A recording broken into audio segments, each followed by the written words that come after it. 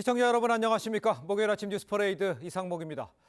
밤사이 경기도 파주와 이 강원도에 많은 양의 비가 내려서 곳곳에서 피해가 속출했습니다. 서울과 수도권에는 새벽부터 강한 비가 내리면서 일부 도로의 교통 통제가 이루어지고 있습니다. 기상캐스터 연결을 해서 지금 호우 상황을 좀 자세히 알아보도록 하겠습니다. 자, 이날 캐스터 지금 어디에 나가 있는 겁니까? 네, 저는 지금 잠수교에 나와 있습니다. 예, 지금 비는 많이 오고 있어요? 네, 보시는 것처럼 서울에도 강한 바람과 함께 굵은 빗줄기가 쏟아져 내리고 있습니다. 어제부터 경기도와 강원도에 많은 양의 비가 내린 가운데 한강 수위도 높아져 있는데요. 이곳 잠수교 수위도 보행 통제 수위인 5.5m에 아직 미치지는 못하지만 보행자 통행은 전면 금지가 됐고 차량만 이동이 가능한 상태입니다. 현재 수도권과 강원 영서, 충남 북부에 호우특보가 내려졌습니다. 이에 따라 서울 동부간선도로 전 구간, 내부순환도로 일부 구간 교통이 통제되고 있습니다. 밤사이 누적 강수량을 살펴보면 경기도 파주에 312.5mm, 강화에 312mm, 김포에 196mm의 비가 기록됐습니다. 오늘 오전까지 중부지방에 시간당 30에서 60mm, 강한 곳은 70mm 이상의 많은 비가 내리겠는데요. 정체전설은 점차 남하하면서 남부지방에도 시간당 20에서 30mm의 비가 집중되겠습니다. 내일까지 예상되는 강수량은 수도권에 30에서 100mm, 서울과 인천, 일부 경기에는 많게는 150mm의 폭우가 쏟아지겠고 강원 내륙에는 최대 120mm 이상의 비가 내리겠습니다. 이미 많은 양의 비가 내리면서 지반이 매우 약해져 있는 상태입니다. 산사태 위기경보도 경계 단계까지 올랐는데요. 시설물 피해와 안전사고에 각별히 유의하시기 바랍니다. 지금까지 잠수교에서 이나일이었습니다. 어제부터 내린 폭우로 피해도 커지고 있습니다. 전국 도로 곳곳이 물에 잠겨 교통이 마비가 됐고 충남 논산에서는 축사 지붕이 무너져서 사망자도 발생을 했습니다. 비 피해 상황은 고희동 기자가 전하겠습니다.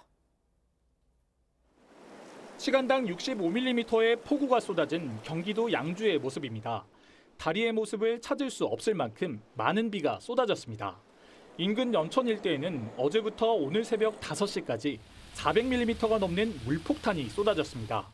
차량들은 비상등을 켠 채 오도 가도 못하는 상황이 발생했고 곳곳에서 차량이 침수됐습니다. 강풍에 따른 피해도 잇따랐는데 아파트 단지 나무가 통째로 뽑히고 외벽이 뜯겨져 나가기도 했습니다. 충남 논산에선 축사 지붕이 내려앉으며 50대 남성이 머리를 맞아 숨지는 사고가 발생했습니다. 충북 옥천에선 다리를 건너던 한 남성이 물에 빠져 실종되는 사고가 났습니다. 소방당국은 밤늦게까지 헬기와 드론을 동원해 수색에 나섰지만 아직 실종자를 찾지 못한 것으로 전해지고 있습니다.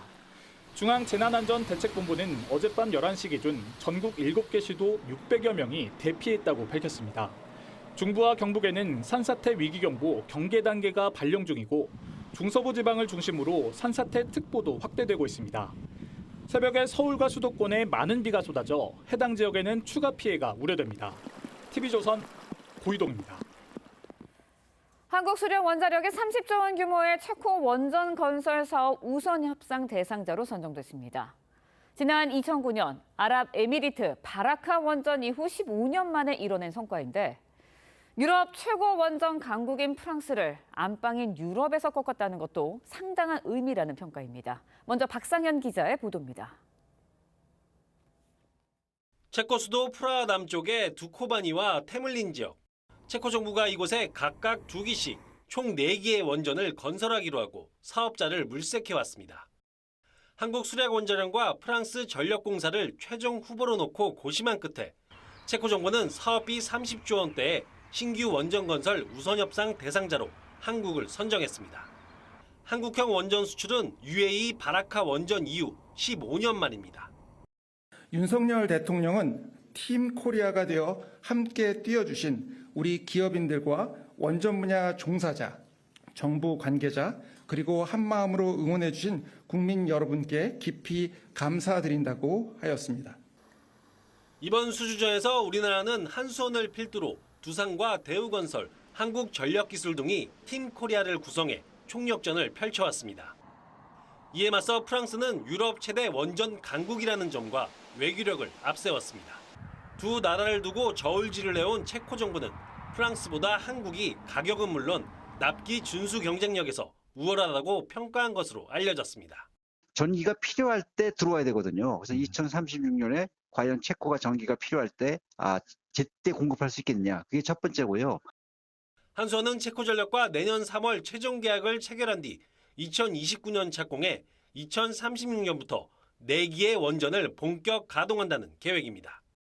TV조선 박상현입니다. 네, 들으신 것처럼 체코 정부 한수원을 우선 협상 대상자로 선정하면서 모든 조건이 가장 우수했다고 평가했습니다. 이번 원전 사업, 체코 현대사에서 가장 비싼 계약이라고 평가를 받고 있는데요. 원전 수주를 위해 그동안 우리 정부와 민간이 해왔던 노력들, 서영애 기자가 정리했습니다. 한수원과 프랑스전력공사, 세계적인 원전업체인 미국의 웨스팅하우스까지 3사가 경쟁을 벌인 체코 신규 원전 사업. 체코 총리는 한국의 원전 사업 계획이 모든 면에서 다른 경쟁자들보다 우수했다며 한수원의 손을 들어줬습니다. K tomu dodám jednu věc, která je důležitá. Korejská nabídka byla lepší prakticky ve všech hodnocených kritériích. 한수원은 원전 가격 경쟁력과 공사 기한 준수 등을 강조한 것으로 알려졌습니다. 이번 원전 수주 쾌거엔 정부의 세일즈 외교도 한몫했습니다. 윤 대통령은 지난주 나토 정상회의 참석차 미국 워싱턴 DC를 방문했는데 이때도 페트르 파벨 체코 대통령과 별도 정상회담을 열고 막판 수주전을 펼쳤습니다. 체코는 2022년 기준 전력 생산의 절반 가까이 석탄에 의지했습니다. 원자력 발전은 37% 수준이었습니다.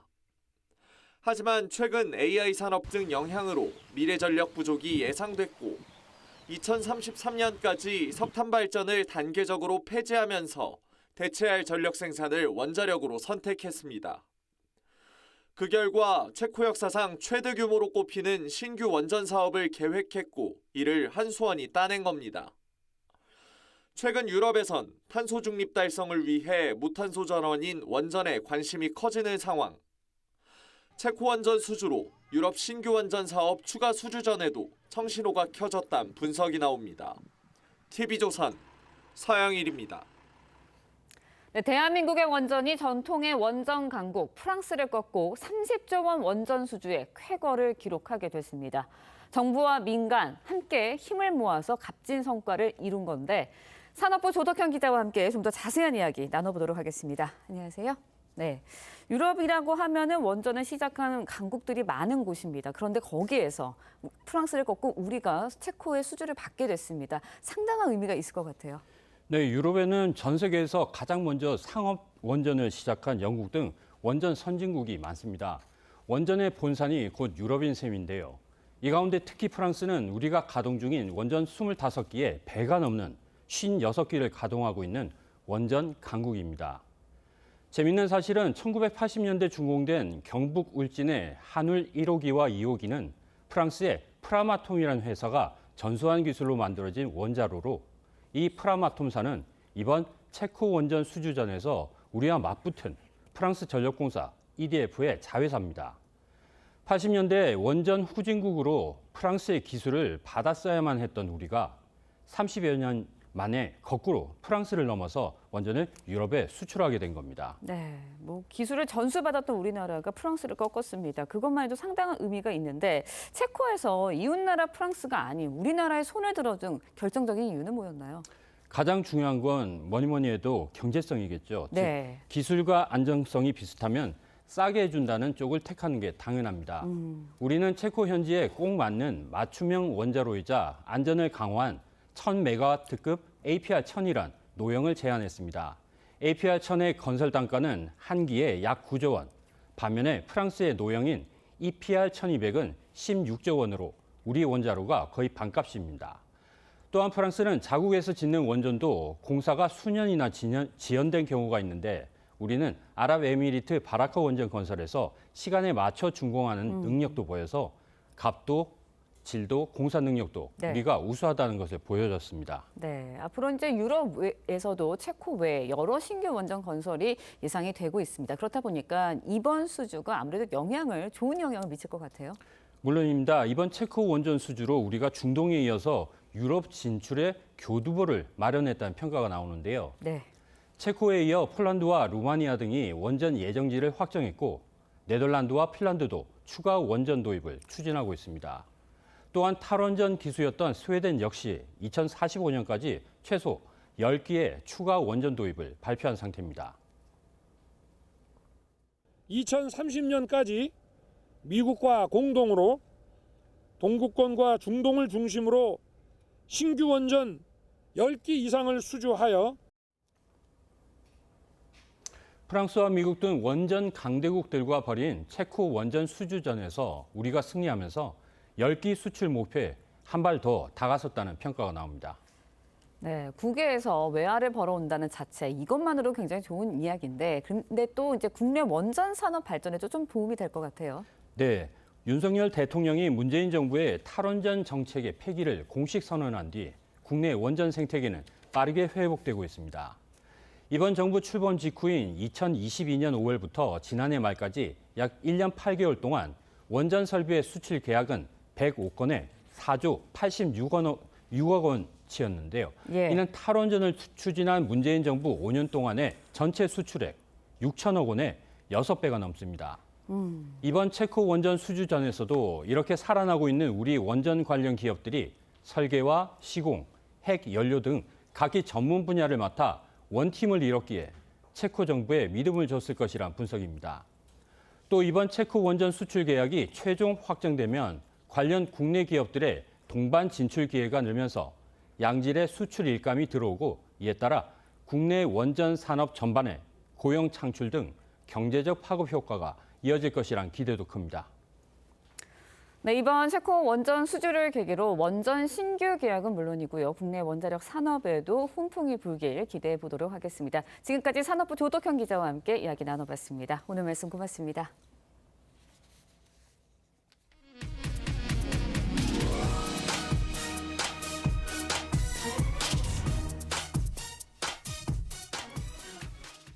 국민의힘 차기 지도부를 뽑는 전당대회가 후보들 간 이 비방과 폭로전이 이어지면서 이전 투구 양상으로 치닫고 있습니다. 전당대회는 닷새 앞으로 다가왔고 내일부터는 당원 투표가 시작이 되는데 후보들 간 막판 과열을 우려하는 목소리가 나오고 있습니다. 이태희 기자입니다. 어제 열린 국민의힘 당권주자 4차 방송토론회. 한동훈 후보는 나경원 후보가 과거 공소 취소를 부탁했다는 사실을 거론했습니다. 저에게 본인의 그 패스트트랙 사건 공소 취소에다가 부탁하신 적 있으시죠? 2019년 국회 패스트트랙 충돌 사건과 관련해 당시 자유한국당 원내대표였던 나 후보가 법무장관이던 한 후보에게 공소 중단을 요구했다고 공개한 건데 나 후보는 공소 취소를 안 해준 한 후보는 대표 자격이 없다고 맞받았습니다. 수사감이니 공소 취소 청탁이니 우리 당대표 후보 맞습니까? 보수 정권 후보 맞습니까? 당대표 후보 맞습니까? 다른 후보들은 내부 총질이라며 한 후보를 비판했습니다.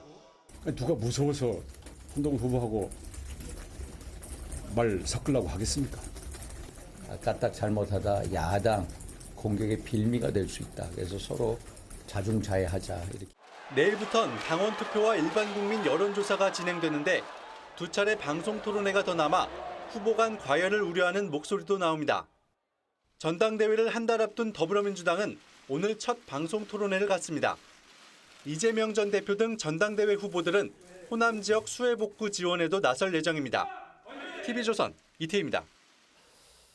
네, 국민의힘 당권 주자들이 마지막 합동 연설회까지 난타전을 이어간 가운데 내일부터 당원 투표가 시작이 됩니다. 김민수 국민의힘 전 대변인, 강성필 민주당 국민소통위 부위원장과 함께 정치권 소식 지금부터 자세히 짚어보겠습니다. 안녕하십니까? 반갑습니다. 자, 집중 공세를 받던 한동훈 후보가요, 이 법무부 장관 시절 나경원 후보가 자신에게 패스트트랙 사건의 이 공소 취소를 요청했다. 이걸 폭로를 했습니다. 영상으로 먼저 만나보겠습니다.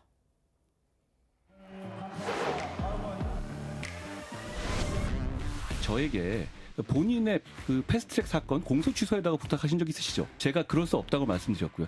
그런 식으로 저희가 구체적 사안에 개입할 수 없습니다. 그거는 구체적 사건이 아니라요. 저의 유무죄에 관한 것이 아니라 우리 헌법과 법치를 바로 세우느냐 아니냐의 문제입니다. 자기가 옳다라는 주장을 하느라고 우리의 소중한 동지를 야당의 정치 수사 대상으로 던져버린 결과가 되었습니다. 한동훈 후보의 입 리스크, 우리 당의 새로운 위험으로 등장했습니다. 스스로 좀 선을 넘는 발언들은 조심해야 되겠다. 자중자애하자. 까딱 잘못하다 야당 공격의 빌미가 될 수 있다. 나경원 후보가 패스트트랙 공소 취소를 요청했다는 이 한동훈 후보의 폭로, 파장이 커지는 모양새입니다. 그러니까 저런 말 내용도 좀 놀랍고 저런 발언을 하고 폭로했다는 것 자체도 다 놀라운 상황인데 글쎄 지금 돌발적으로 한 것 같아 보이긴 해요. 근데 어떻게 보십니까? 굉장히 잘못됐죠. 그러니까 지금 이거는 사실을 폭로했다가 아니라요. 네네. 상대방을 맞타도하기 위해서 사실을 왜곡해서 지금 공표했다가 맞는 말 같아요. 네. 그럼 지금 패스트트랙 같은 경우는 지금 우리 우파 진영에서 굉장히 중요한 사건이었습니다. 2019년 당시에요. 18년, 19년 당시에 이 민주당이 지금 공직선거법하고 여기 지금 이제 위성정당을 만들 때죠. 네, 이거랑 지금 공수처, 검수완박 등으로 패스트트랙을 밀어붙일 때 정말로 저도 그 현장에 있었지만은 모두가 다 정말 사직성의 각오로 거기서 싸웠던 사건들입니다. 그러니까요. 이러한 지금 법들을 막기 위해서 정말 밑바닥 아래서 밤잠도 못 자면서 막았던 건들이거든요. 그리고 이 건으로 인해서 지금 우리 당의 당시에 전현직 국회의원과 당직자까지 27명이 지금 이게 기소됐던 건이에요. 맞아요. 뿐만 아니라 민주당 전 현직 의원 4명도 기소됐던 건입니다. 근데 이것은 지금 이렇게 많은 사람들이 기소됐는데 나경원 지금 의원이 내 거를 기소를 빼달라는 게 아니에요. 취소해달라는 게. 이건 헌정 질서를 지금 흐트러뜨리고 그리고 국회 질서를 바로잡기 위해서 이 기소 자체가 취소가 돼야 되는 거 아니냐. 이 사건 자체가 이런 이야기들을 했다라고 하는 것인데 이거를 마치 나경원 후보가 개인 사건에 대한 지금 공소 제기에 대해서 취소를 요청한 것처럼 이것을 지금 청탁한 것처럼 표현한 것은 이번에 이게 한동훈 후보가 굉장히 잘못한 행동이라고 판단되어지고 지금 이 사건 때문에 당시에 민주당과 싸워왔던 자유한국당 전현직 의원뿐만이 아니라 많은 당원들이 지금 분노하고 있다라는 말씀도 좀 덧붙여 드리고 싶습니다. 나경원 후보에 대한 이 개인 공소 취소가 아니다는 얘기를 지금 다시 한번 말씀을 해주셨고요. 나 후보는 이거와 관련해서 공소 취소 10번도 했어야 한다. 이렇게 한 후보의 입이 리스크다. 이런 비판도 여기저기 나오고 있는 상황입니다. 그런데 한 후보는요. 자신에 대해 말하는 건 검증이고 자신이 얘기하면 내부 총질이냐 이렇게 반발하고 있어요. 밖에서 봤을 때는 어떻습니까? 일단 그 나경원 후보가 억울한 면이 있습니다. 우리 그 대변인께서도 말씀하셨지만 제가 삼자적인 입장에서 봤을 때 나경원 후보가 자신의 어떤 개인적인 이익을 위해서 부탁을 한 게 아니잖아요. 그렇죠. 전현직 16명의 국민의힘 소속 의원들과 또 민주당 의원들도 또 포함이 되어 있거든요. 이런 거에 대해서 이제 말을 공적으로 본인 어쨌든 말을 했는데 이것을 한동훈 후보가 갑자기 토론에서 꺼내 들었다는 것은 저는 개인적으로 조금 비겁했다. 그리고 본인은 돌발적이라는 해석이 있는데 저는 물론 이 소재 때문에 이것을 말하려고 했는지는 모르겠지만 어쨌든 토론의 중간에 언제든지 나경원 후보를 공격해야 될 상황이 왔을 때는 이걸 꺼내 들어야겠다라고 저는 생각을 했다고 생각을 합니다. 그래서 한동훈 후보에게 아쉬운 점은 아니 누가 봐도 지금 유력한 당대표 후보인데 아니 국민과 당원들은 한동훈 후보에 대한 이제 자질에 대해서 좀 평가를 하고 있다. 그러니까 사소한 것 하나도 지지 않으려고 하는 그 태도를 유지하려다가 이런 얘기가 나왔기 때문에 만약에 나중에 당대표 되고 혹시 대통령이 된다고 했을 때 이 한동훈 후보가 계속해서 작은 것 하나도 지지 않으려는 태도를 견지한다고 하면 야당과의 협치 그리고 어떤 사회적 불화에 대해서 어떻게 해결할 것인가에 대한 우려가 야당 입장에서는 크다 이렇게 보여집니다. 그런데 이제 민주당에서는 두 사람 다 모두 수사해야 된다 이런 얘기를 하고 있는데 그건 민주당 입장하고 개인적으로는 어떻게 생각하세요? 그러면 민주당 입장으로서는 어쨌든 제가 앞서 말씀드렸지만 나경원 후보께서도 어찌됐든 어찌됐든 공소가 됐고 재판 중인 거에 대해서 공소 취소를 부탁을 했다라는 예. 건데 사실 부탁과 청탁은 합법과 불법의 차이라고 보는데 네네. 그럼에도 불구하고 이게 이루어지지 않았기 때문에 저는 예. 나경원 후보는 사법적으로는 문제가 없다고 보고 있습니다. 하지만 이 한동훈 후보의 댓글 문제는 조금 다른 문제다. 사법적으로 검토해볼 요지가 있다 이렇게 봅니다. 예. 이게 공소 제기된 사건들이 취소되는 경우들이 있어요. 근데 지금 이게 핵심적인 것들은 당시에 연동형 비례대표제와 공수처였기 때문에요. 이 두 가지가 다 무력화됐다라는 건 다 알고 전 국민이 알고 있지 않습니까? 연동형 비례대표제 이거 지금 위성정당 만들어서 실질적으로 무력화된 상태고요. 공수처 생긴 이후에 기소시켰던 게 한 건인가 두 건뿐이 없었다는 거 다 알고 있는 사건 아닙니까? 그럼 이런 것들이 무력화됐다라고 하면 그리고 여기에 여야 할 거 없이 지금 정치인들이 기소가 돼 있고 이게 매월 한 번씩 이 재판이 있어요.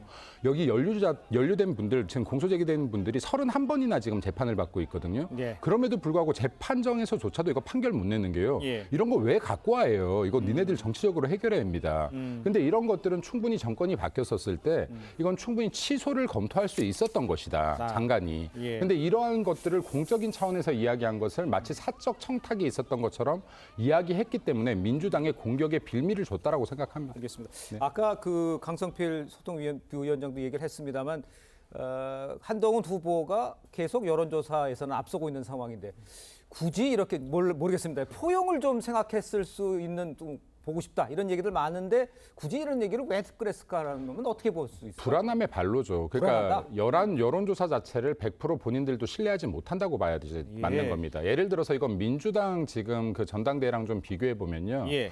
민주당 전당대회 여론조사를 보면 김두관 의원이 30% 이상이나 나와요. 15%뿐이 이재명 대표하고 차이가 안 나요. 네네. 근데 당원조사로 들어가면은 실제 이재명 당대표가 80% 이상이 나옵니다. 예, 그 뒤에 나중에 얘기할 테니까요.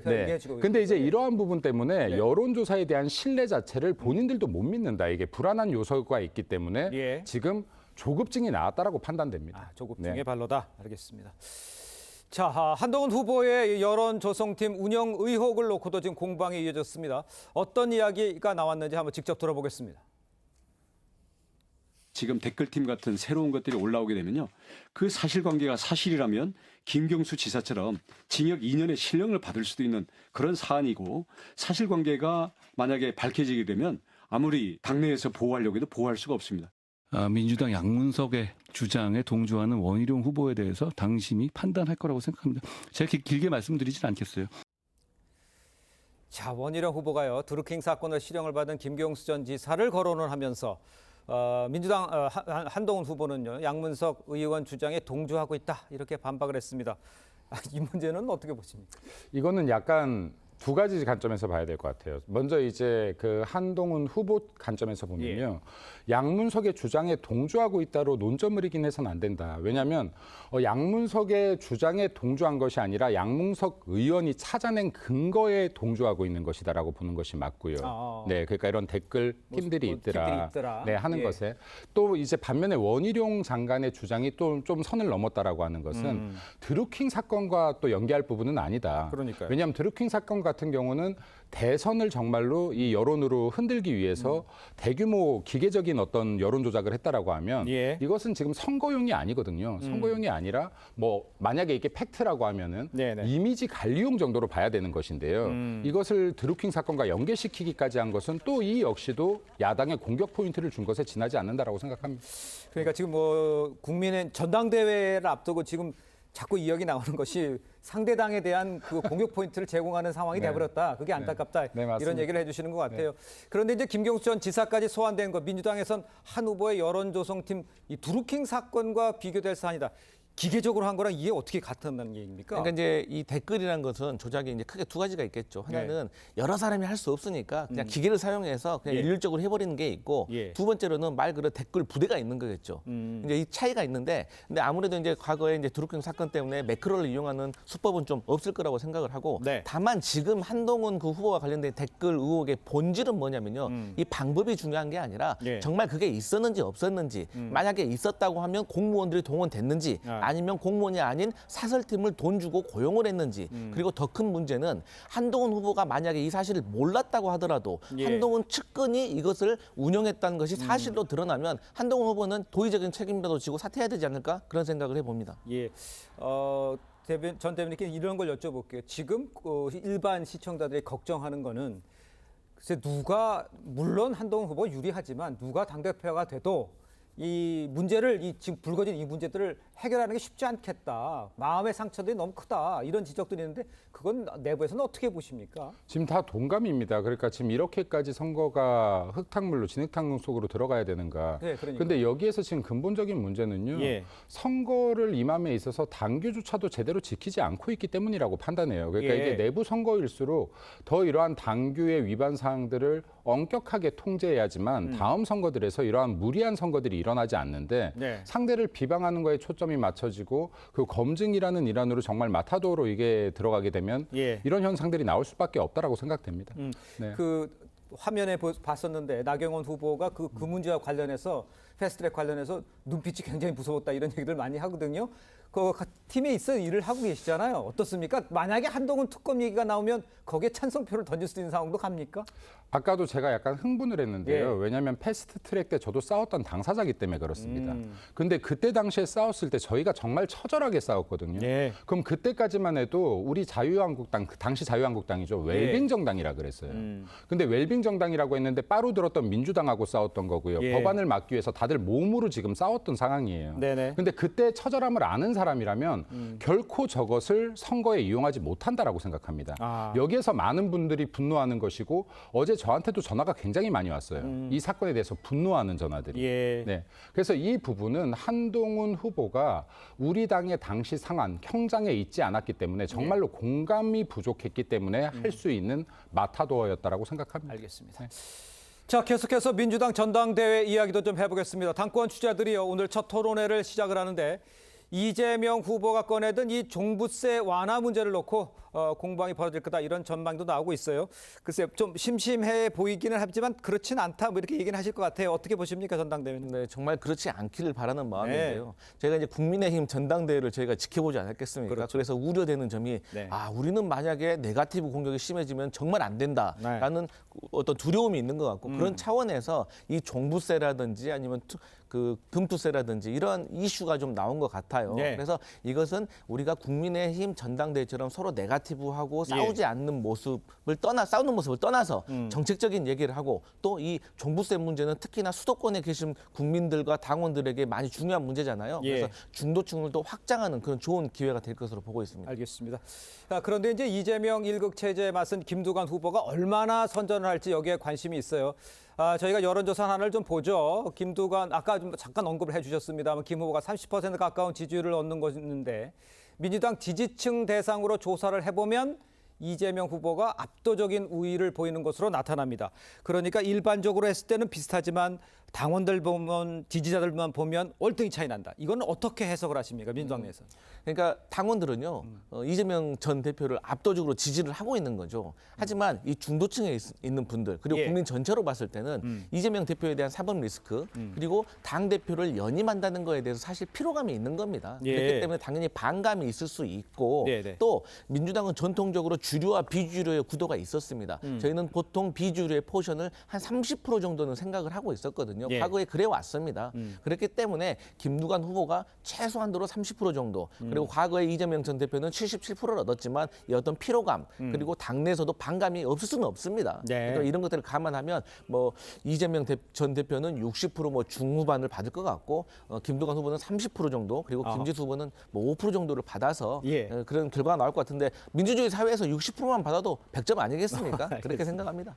글쎄요, 뭐 이렇게 긍정적으로 평가를 해주셨는데 아까 저 여론조사 결과에 대해서는 어떻게 얘기하시는지 전망은 어떻게 하시는지 좀 답을 주세요. 지금 사실 이재명 당대표 1급 체제에서는 저런 여론조사면 굉장히 흔들린다라고 봐요. 그러는. 네, 이재명 당대표 정도 되면 지금 이게 한 80% 나와야 된다. 8, 90% 나와야 되는데 사실 70%만 깨져도 굉장히 위태롭다라고 하는데 위태로운 상황들이 꽤 있다라고 보여지고요.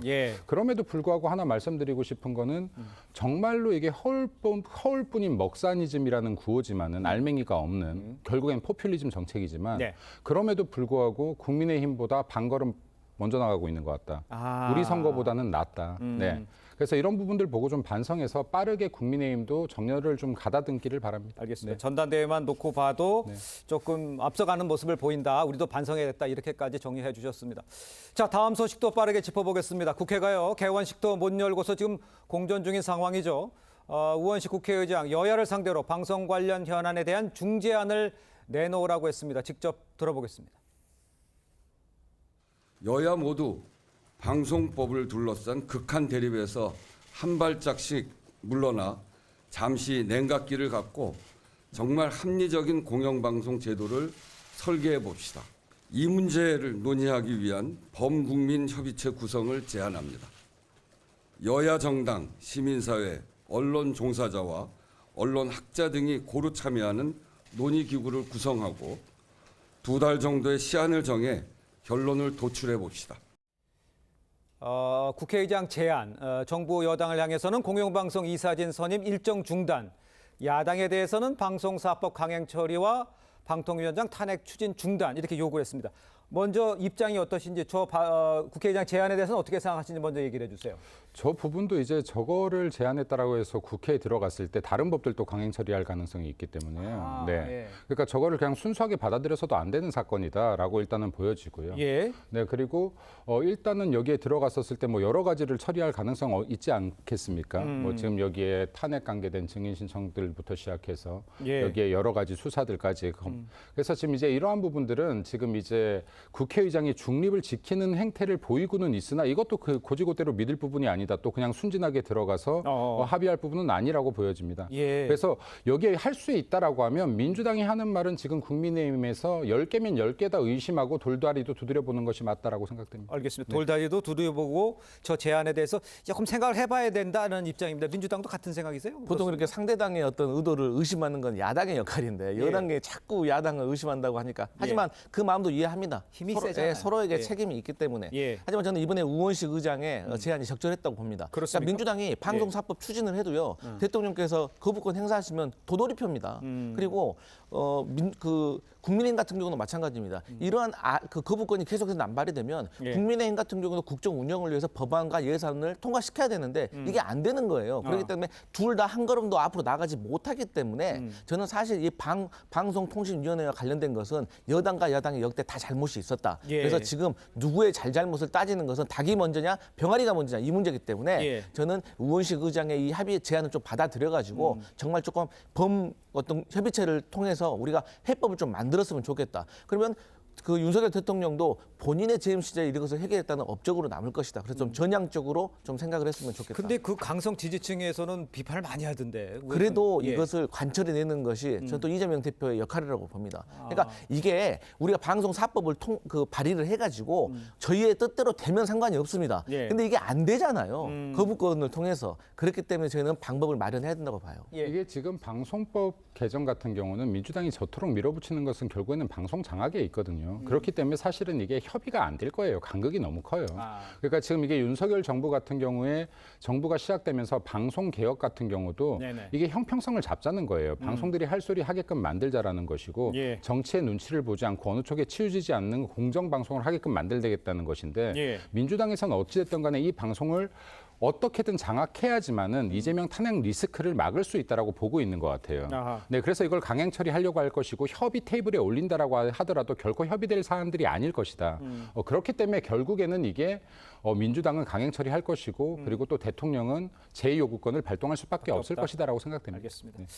이런 가운데 이제 민주당이 주도하는 이 탄핵 관련 청문회 관련해서 정청래 법사위원장 증인들이 불출석하면 강제 구인하겠다 이렇게 언급을 했죠. 그런데 저희 TV조선 취재에 따르면 법사위 전문 의원들 이미 강제 구인은 법적으로 불가능하다 이런 의견을 여러 차례 전달을 했다고 합니다. 이 부분을 어떻게 보십니까? 이게 법적으로 만약에 불가능하다면 할 수 없는 것이겠죠. 하지만 이 탄핵 청문회를 가지고 어쨌든 저희는 국민적인 여론이 있기 때문에 이 청문회를 통해서 증인과 참고인을 불러서 여러 가지를 물어봐야 된다고 생각을 하고요. 또 최근에 탄핵을 반대하는 청원도 올라오고 있다고 하지 않겠습니까? 그럼 또 민주당에서는 그거 역시도 받아가지고 청문회를 한번 해볼 필요가 있다. 그리고 이제 뭐 지금 정무위원회에서도 이제 탄핵 그 청문회를 한다는 거 아니겠습니까? 그러니까 이런 걸 여러 가지로 불러가지고 국민들이 궁금해하시는 거는 풀어줘야 된다 이런 말씀 드리고 싶습니다. 아니 그런데도 뭐 안 된다고 얘기까지 했는데도 계속 얘기하는 정청래 법사위원장이 얘기를 지적하고 싶어하는 거예요. 이게 지금 사실상 탄핵 절차에 들어갔다라고 보는 게 맞는 거예요. 근데 이렇게 봤었을 때는 이게 이 자체가 지금 헌법 위반이라는 겁니다. 예를 들어서 대통령, 고위 공직자들의 탄핵을 논하기 위해서는 이에 합당한 위헌이나 위법 사유가 있어야 돼요. 근데 이거 자체도 구성이 되지 않았다라는 것이 중요한 것이고요. 또 탄핵 절차를 들어가기 위해서는 국회의원 재적의원의 절반이 일단 동의를 해야 이 시작 자체가 되는 겁니다. 근데 이러한 과정조차도 없었다. 그러니까 지금 민주당이 이야기하고 싶은 것은 의회 청원을 지금 빌미로 이 절차를 지금 시작해버린 거예요. 네, 그래서 이 과정 자체도 지금 위헌적 소지가 있다라는 말씀을 드립니다. 알겠습니다. 애초에 성립되지가 않는다라는 말씀 드리고 싶습니다. 자, 빠르게 김건희 여사 소식도 짧게 짚어보겠습니다. 어제요, 국민의힘 당권 주자들 김 여사가 검찰 조사를 받고 사과해야 한다. 여기 모두 한 목소리를 냈습니다. 그런데 이제 김 여사 조사 방식, 제3장소 조사하는 발행이 유력하고 있는데 이 방법은 적절한지 또 김 여사는 여기에 대한 난감을 표하고 있다. 뭐 이런 이야기도 들려요. 어떻게 해야 되는 겁니까? 2009년이었나요? 2009년 4월에 노무현 전 대통령의 아내죠. 네, 권양숙 여사가 지금 이와 같은 사건들 보다 뭐 사건의 규모는 훨씬 더 크죠. 차이가 많이 나죠. 네, 여기에 검찰 수사 받을 때요. 그래도 전직 영부인에 대한 예우로서 검찰들이 직접 내려갔습니다. 네, 그랬던 사례가 있고 당시에는 권양수 여사 같은 경우는요. 본인이 인정했죠. 100만 달러 수수했던 거와 현금 3억 원 모두 자신이 전달받았다라고 진술을 본인이 했습니다. 자, 이 정도로 큰 사건이었음에도 불구하고 전직 영부인에 대한 예우로 검찰들이 충분한 예우를 했다. 근데 지금 현직 영부인이고요. 10억 달러 이런 거 아니고요. 3억 이런 단위가 아니에요. 누군가가 지금 이게 작전에 나쁜 작정을 하고 들어온 사람이 명품백 300만 원짜리 놓고 간 사건입니다. 자, 이런 것들을 민주당에서 한번 이런 정치사들을 훑어보고 지금 과연 현직 대통령의 부인, 영부인을 이렇게까지 망신 주게 하는 것이 맞는지, 이게 국격에는 맞는지, 그리고 정치적으로 맞는지 충분히 판단해 보길 바란다는 말씀드리고 알겠습니다. 싶습니다. 지금 근데 이제 그 당권 주자 4명 후보는 다 이제 사과하고 검사 받아라는 얘기잖아요. 검찰 조사. 어떻게 생각하세요? 네, 그러니까 다행인 점입니다. 이 당권 후보 네 분께서도 어쨌든 국민의 마음을 알고 계시고 거기에 대해서 유의하고 있다는 점이기 때문에 저는 검찰이 적절한 방법을 통해서 저는 김건희 여사가 수사받고 조사받는 것이 중요하지 앞에 포토라인을 쓰는 게 중요하다고 생각하지 않거든요. 국민은 법 앞에 평등한 걸 바라기 때문인 거죠. 알겠습니다. 자, 두 분 말씀 오늘 여기까지 듣겠습니다. 고맙습니다. 네, 최태원 SK그룹 회장과 이 노소영 아트센터 나비관장의 이혼 소송에서 항소심 재판부 이른바 노태우 비자금 300억 원 SK그룹 성장의 종잣돈이 됐다 이렇게 봤죠.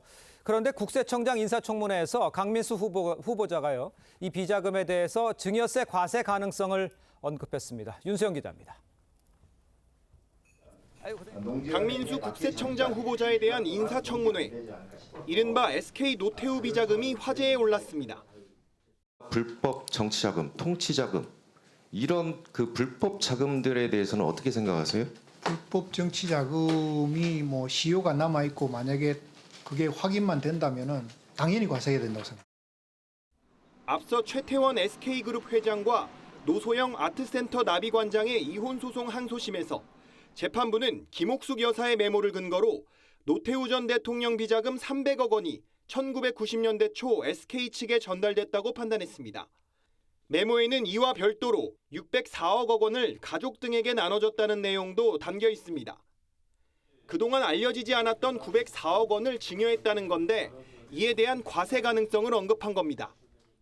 국세청이 증여세를 부과하려면 이 돈이 비자금인지 누구에게 증여했는지 과세는 누구에게 할 건지 등을 가려야 합니다. 최 회장과 노 관장 이혼 소송의 상고심이 열릴 경우 재산 분할에 어떤 영향을 줄지도 관심입니다. 이게 명의세는 어쨌든 누구 한쪽으로 나올 테니까 세무가 누구의 세무로 잡히는지 이거는 의미가 있습니다. 최 회장 측은 비자금 300억 원에 대해 1995년 노태우 비자금 수사 당시에도 전혀 거론되지 않았다며 존재 자체를 부인하고 있습니다. TV조선 윤수영입니다. 네, 코인 시세를 조종하는 불법 행위에 대해 그동안 국내에서는 처벌이 쉽지 않았습니다. 관련 법안이 없었기 때문인데요. 이런 사례를 막기 위해서 내일부터 가상자산 이용자 보호법이 시행됩니다. 불공정 거래에는 최대 무기징역까지도 선고받을 수 있다고 하는데요. 무엇이 달라지는지 최수용 기자가 정리했습니다. 테라 루나 코인 폭락 사태로 투자자에게 50조 원이 넘는 피해를 입힌 권도영 전 테라폼 랩스 대표.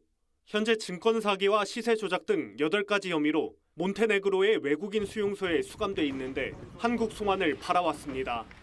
국내에선 코인 시세 조종을 처벌할 수 있는 법이 없었기 때문입니다. 지금까지는 사고가 일어나도 처벌할 수 없었거나 솜방망이 처벌에 그치는 경우가 많았습니다. 내일부턴 가상자산 이용자 보호법이 시행돼 코인값을 인위적으로 조작하는 행위는 처벌됩니다.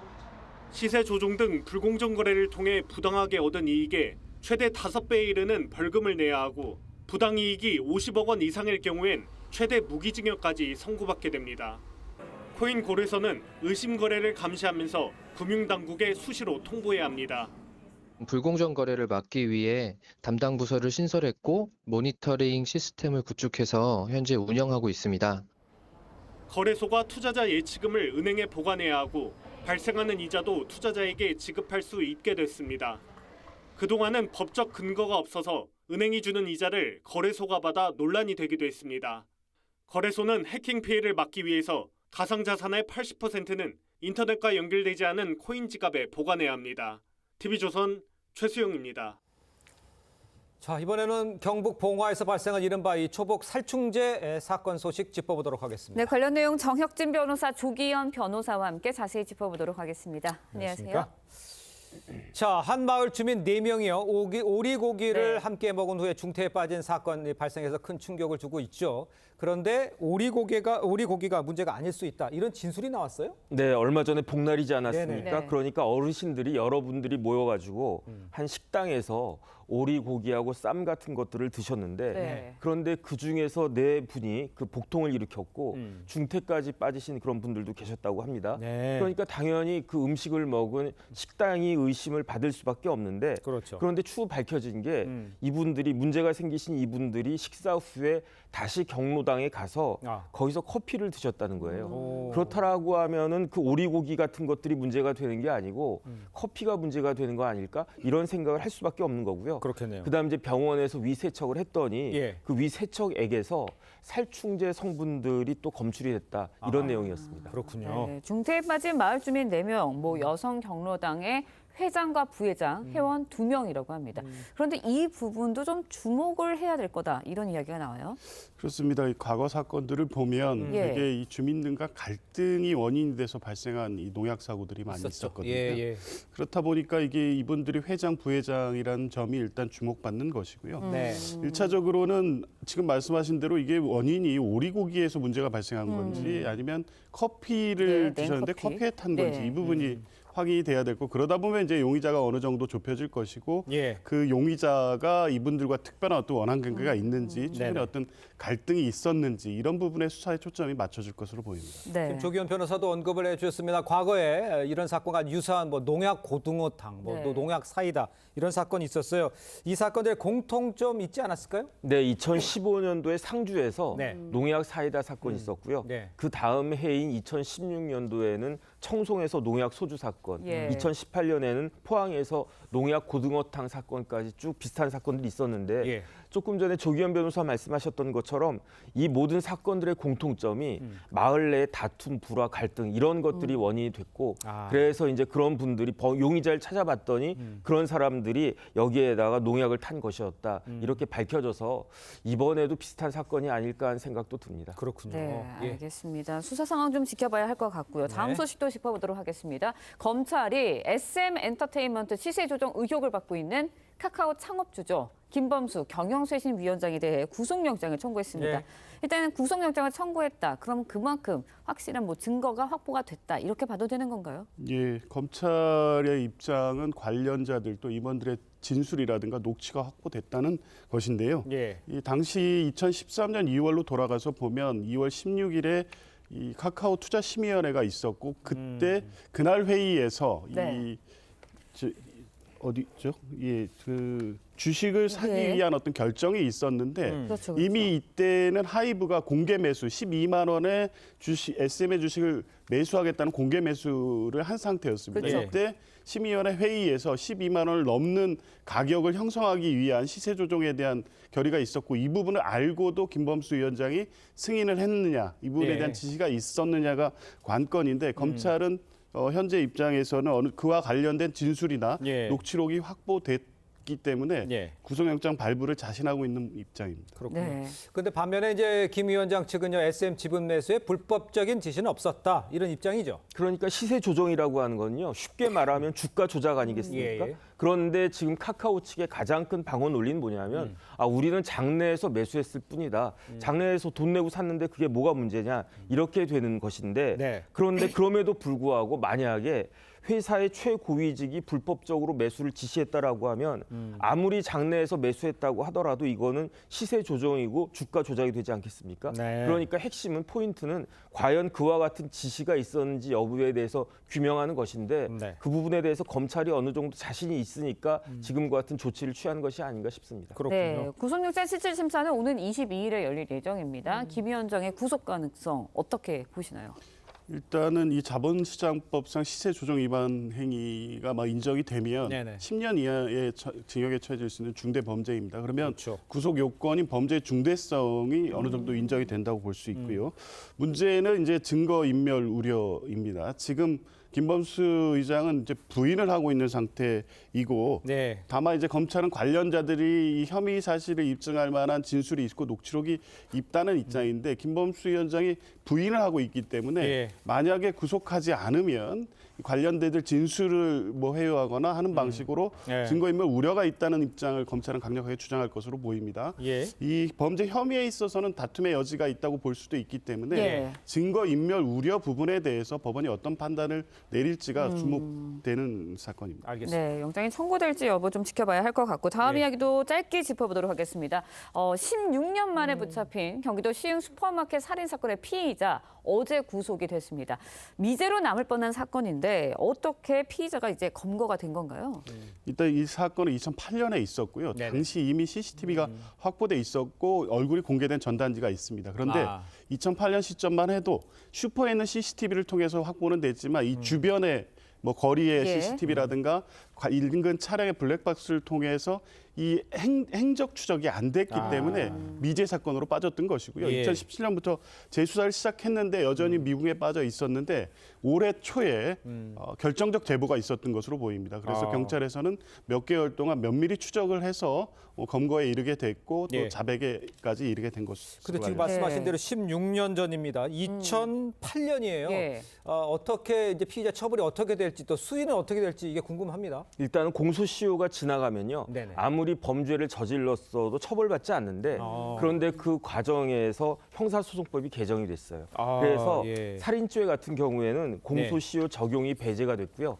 그다음에 이제 부칙까지 생겨가지고 이러한 살인죄에 대한 공소시효 적용 배제는 아직 공소시효가 완성되지 않은 범죄에 대해서도 적용된다. 이렇게 명시적으로 법에 규정하고 있기 때문에 저 사람은 아무리 옛날에 저지른 범죄라고 하더라도 살인죄로 처벌받을 수 있는데 이거 양형 기준 제가 찾아봤더니 강도살인죄 아니겠습니까? 이거는 중대 범죄가 결합된 살인이에요. 그렇기 때문에 기본적으로 20년 이상 무기징역까지 그다음에 여기에 가중적인 요소까지 더해지게 되면 25년 이상 무기징역에 처해질 수 있다 이렇게 볼 수 있을 것 같습니다. 시간이 지나도 죗값은 치러질까 될 것 같습니다. 자, 두 분 말씀 오늘 여기까지 듣겠습니다. 고맙습니다. 고맙습니다. 자, 앞서 이 전국적인 비 피해 소식 전해드렸는데요. 장마전선 중부지방에 걸쳐 있어서 서울과 수도권, 영서에 아직도 비가 내리고 있습니다. 네, 출근 시간을 앞두고 일부 도로 교통 통제가 이뤄지기도 했는데요. 잠수교에 기상캐스터가 나가 있습니다. 연결해서 자세한 상황 알아보도록 하겠습니다. 이날 캐스터. 네, 저는 지금 잠수교에 나와 있습니다. 네, 비가 조금 그친 것 같기도 한데 여전히 비가 많이 내리고 있습니까? 현재 상황 어떻습니까? 네, 서울은 빗줄기가 조금 전에 비해 다소 약해졌지만 바람은 강하게 불고 있습니다. 어제부터 경기도와 강원도에 많은 양의 비가 내리면서 한강 수위도 높아졌는데요. 이곳 잠수교의 수위는 보행 통제 수위인 5.5m에 아직 미치지는 못하지만 안전을 위해서 보행자 통행은 전면 금지가 됐고 차량 이동만 가능한 상태입니다. 현재 서울을 포함한 수도권과 강원 영서, 충남 북부에 호우특보가 내려졌습니다. 서울에는 7시 20분을 기해 호우주의보가 호우경보로 격상됐습니다. 이에 따라 서울 동부 간선도로 전 구간, 내부 순환도로 일부 구간 교통이 통제되고 있습니다. 밤사이 누적 강수량을 살펴보면 경기도 파주에 312.5mm, 강화 312mm, 김포에 196mm의 비가 기록됐습니다. 오늘 오전까지 중부지방에 시간당 30에서 60mm, 강한 곳은 70mm 이상의 많은 비가 내리겠는데요. 정체전선은 점차 남하하면서 남부지방에도 시간당 20에서 30mm의 비가 집중되겠습니다. 내일까지 예상되는 강수량은 수도권에 30에서 100mm, 서울과 인천 일부 경기에는 많게는 150mm의 폭우가 쏟아지겠고 강원 내륙에는 최대 120mm 이상의 많은 양의 비가 내리겠습니다. 이미 많은 양의 비가 내리면서 지반이 매우 약해진 상태입니다. 특히 산사태 위기경보 경계 단계까지 발령이 됐는데요. 여기에 오늘 전국적으로 바람이 강하게 불겠습니다. 시설물과 안전사고에 각별히 유의하시기 바랍니다. 지금까지 잠수교에서 이나일이었습니다.